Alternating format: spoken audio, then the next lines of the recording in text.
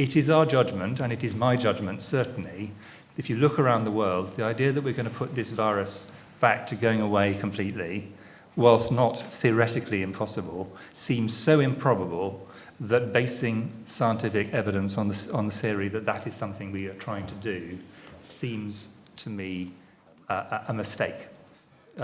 Many of the facts that you have to feed into a model, we are now much more confident about. I mean, a classic example is mortality rates. We are really quite confident now about mortality rates. And that's very important for the models, and I think that's not going to change significantly. There are other areas, and I think the one that Patrick and I have repeatedly highlighted is what proportion of people catch this without any symptoms. We do not know the answer to, and could potentially be transformational in the way that you interpret the model testing.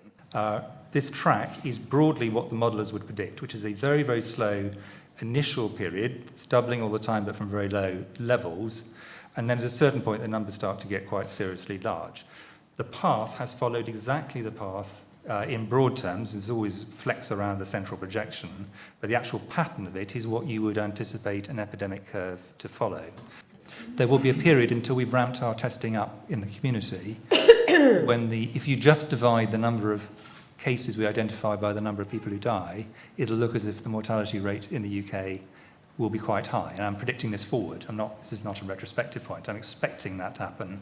That is because that is the way we're finding, we're collecting the denominators, is people who got severe or fairly severe disease, rather than all comers. Over time, that will shift. For the NHS, the ability to test their staff, our staff, I'm an NHS worker myself, when people are actually unwell and self-isolating, particularly if they've got mild symptoms that mean that they could normally go back to work, is absolutely critical. So there's an incredibly strong incentive in the system to do so, and an enormous amount of effort is being put in to make sure we can do that. Now, clearly, we want to extend it in due course wider than that, but in the first instance, if part of our aim is to protect the NHS, and that is a very large part of what we're trying to do, this is very, very fast down the track immediately after making sure that patients in hospitals have got full testing. Once we've got beyond that, NHS workers being able to come back into the system is an absolute priority.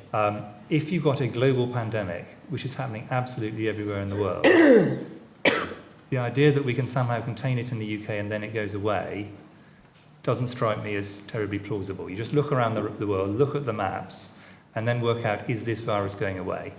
And I think that is a self-answering question. And second point on epidemics is you tend to use isolation, case finding and isolation, which are really powerful tools. Even in an outbreak, you tend to use them at the beginning when things are on the way up, and at the end when things are at the tail end. And you don't tend to use them if there's a very, very large outbreak in the middle. And that's for a variety of logistical and other reasons. And if you look at how different epidemics have been managed around the world historically, that is a broadly true statement. Now, you can find some exceptions to that, but if you look at a global pandemic, which, we know that there are tens of thousands, hundreds of thousands of cases in Europe, many people with minimal symptoms. The idea you can find all of those cases, follow all their contacts and isolate them all, I think just think it through. And you don't need to be an epidemiologist to work out that doesn't seem a terribly attractive strategy from a purely practical point of view, leaving aside the science. Of answering some of these, but massive appreciation for you giving us this time. Thank you for coming, and I gather you have... If people